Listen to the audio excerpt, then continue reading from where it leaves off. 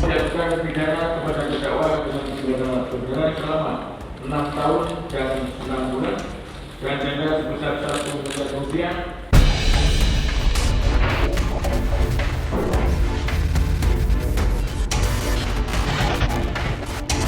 Ada desakan masyarakat, kemudian Bapak Presiden memberikan pidato, sebenarnya kita sebelumnya sudah responsif terhadap itu. Ya, kita sudah mengajukan upaya banding itu.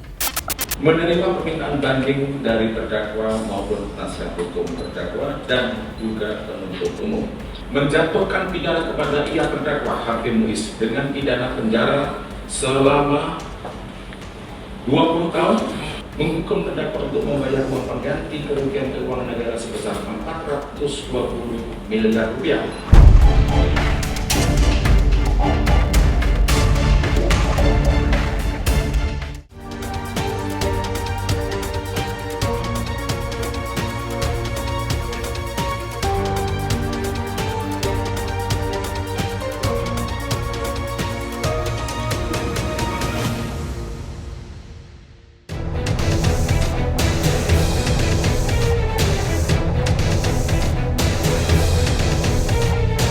Banyak sekali kasus yang menimbulkan kontroversi di tengah masyarakat. Banyak juga yang menilai bahwa hukum di negeri ini bisa dibeli. Seperti kasus yang kemarin menyita perhatian kita, yaitu korupsi timah, yang pelakunya merupakan suami dari publik figur Sandra Dewi. Selengkapnya kita bahas hanya di Seputar Orang Terkenal Sorot.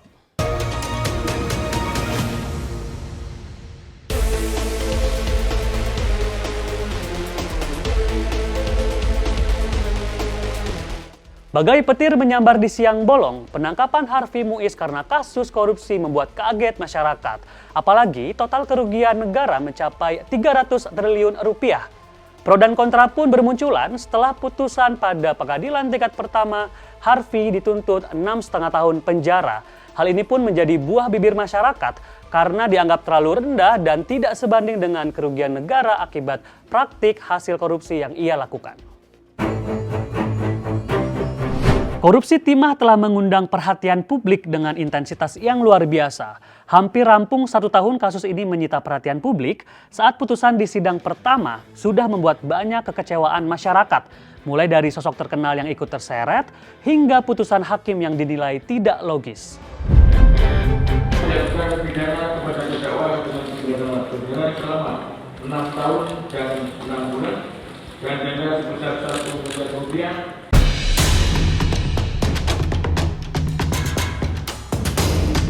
Ya, sesuai dengan yang sudah disampaikan ke Majelis Hakim, bahwa memang putusan ini yang pasti adalah putusan ini belum memberikan rasa kepuasan kepada kami selaku penasihat hukum. Dan yang terakhir adalah kita berbicara soal harta. Kalau semua harta ini disita, yang mana telah kita sampaikan bahwa banyak harta-harta yang bukan atas nama terdakwa maupun atas nama orang lain, termasuk misalnya harta atas nama Sandra Dewi, yang sudah melakukan pisah harta dengan suaminya, ini juga akan kami lihat pertimbangannya seperti apa. Karena upaya hukum itu disediakan oleh peraturan perundang-undangan, apakah nanti kita akan mengajukan keberatan terhadap harta tersebut atau tidak.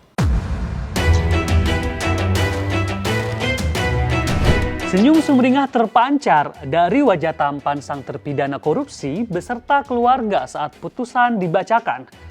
Miris teriakan hati para warga Bangka Belitung yang merasakan dampak besar bagi kehidupan mereka terasa tidak adil.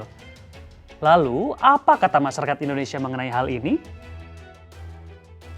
Ya, kalau aku sih menyayangkan banget ya bisa kayak gitu, apalagi banyak banget yang mengagumi si sosok suaminya Sandra Dewi itu ya, banyak banget gitu, bahkan banyak banget yang pengen punya calon suami atau suami kayak beliau gitu.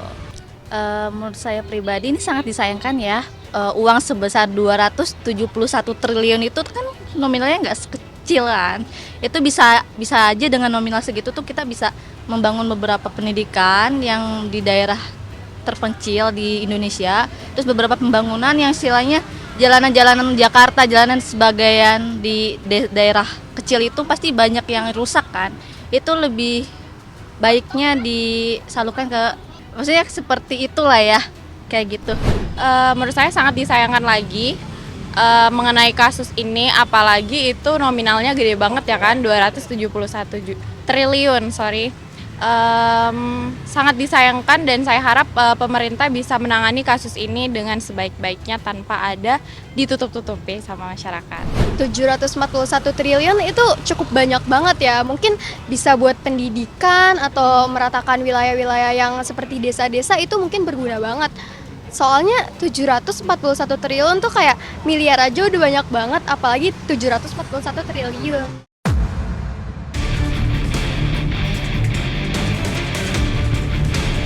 Menilik dari kasus korupsi timah yang merugikan negara ratusan triliun ini, membuat kita teringat akan mewahnya kehidupan Cinderella asal Indonesia tersebut, di mana kehidupan mewahnya selalu tersorot publik karena Sandra Dewi selalu memamerkan kehidupan pribadinya bersama keluarga kecilnya.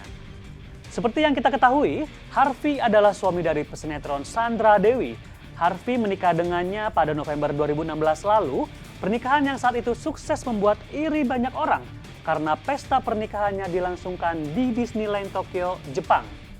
Belum lagi hadiah ulang tahun Sandra Dewi ke-40 tahun, Harvey memberikan hadiah berupa mobil Rolls Royce berwarna hitam. Harga mobil itu ditaksir mencapai 25 miliar rupiah. Tak kalah mengagetkan, sang anak pertamanya pun, Rafael Mois, mendapatkan hadiah ratusan miliar berupa jet pribadi saat ulang tahunnya yang pertama. Menjadi trending topik membuat Presiden Prabowo Subianto ikut menyentil mengenai vonis terhadap Harvey sang koruptor yang menurutnya terlalu ringan. Prabowo pun memerintahkan Kejaksaan Agung untuk mengajukan banding atas vonis terhadap Harvey Muiz. Menurut Prabowo, aksi korupsi yang merugikan negara sebegitu besarnya itu harus dibalaskan dengan hukuman selama 50 tahun. Dan saya mohon ya, kalau sudah jelas melanggar, jelas mengakibatkan kerugian triliunan, ya semua unsurlah. Terutama juga hakim-hakim, ya vonisnya jangan terlalu ringan lah.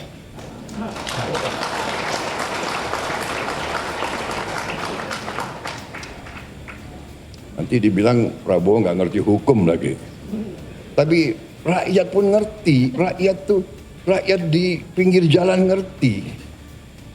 Ngerampok triliunan, kalau triliunan, ratusan triliun. Vonisnya sekian tahun. Nanti jangan-jangan di penjara pakai AC, punya kulkas, pakai TV, Jaksa Agung naik banding nggak? Naik banding ya? Naik banding. Tak tinggal diam, para jaksa pun akhirnya mengajukan banding terhadap Harvey Muiz. Menurut Dr. Harley Siregar sebagai Kepala Pusat Penerangan Hukum Kejaksaan Agung, timnya mengajukan banding karena memiliki standar SOP yang sesuai. Menurutnya tuntutan selama 12 tahun, namun sayangnya diputus hanya 6,5 tahun dan itu tidak sesuai. Selain itu, besarnya kerugian pada negara yang harus dipertimbangkan oleh Majelis Hakim. Jadi dapat kami sampaikan bahwa terkait dengan putusan terhadap Harvey Muiz, maka Kejaksaan Agung yang pertama secara formal ya sudah mengajukan banding dan menandatangani akta banding pada tanggal 27 Desember 2024 yang lalu, dan tentu ini menjadi pintu masuk ya bagi penyelesaian perkara ini untuk tingkat upaya hukumnya. Nah, secara substansi maka pada saat ini jaksa penuntut umum sedang melakukan kajian dan penyusunan terhadap memori banding yang kita harapkan tentu ini akan bisa segera selesai dan segera akan diserahkan ke pengadilan ya untuk menjadi bahan pemeriksaan di tingkat banding. Penuntut umum sebenarnya sudah melakukan penuntutan yang begitu tinggi ya, tetapi karena Majelis Hakim memiliki pandangan yang berbeda, maka putusannya masih dirasa belum memiliki keadilan hukum dan keadilan masyarakat, sehingga kita melakukan upaya hukum, yaitu upaya hukum banding.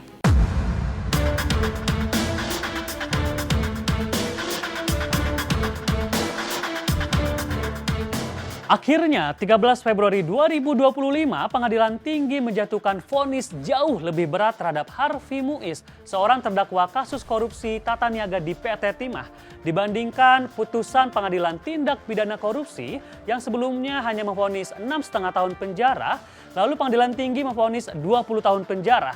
Dan uang pengganti kerugian negara pun bertambah 2 kali lipat, dari 210 miliar menjadi 420 miliar atau penambahan kurungan selama 10 tahun. Menjatuhkan pidana kepada ia terdakwa Harvey Muiz dengan pidana penjara selama 20 tahun, menghukum terdakwa untuk membayar uang pengganti kerugian keuangan negara sebesar 420 miliar rupiah.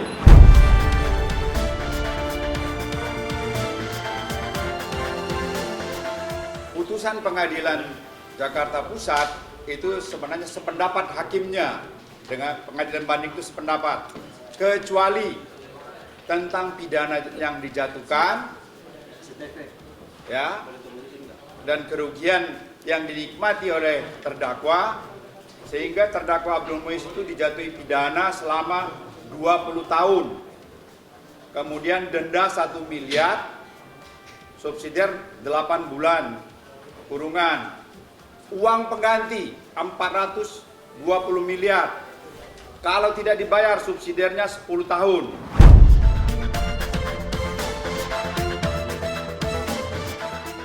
Sudah terasa adilkah dengan putusan hukuman itu bagi masyarakat? Sibuk mengurusi putusan para tersangka korupsi Timah selama setahun ini, lalu bagaimana nasib lokasi pertambangan itu sekarang?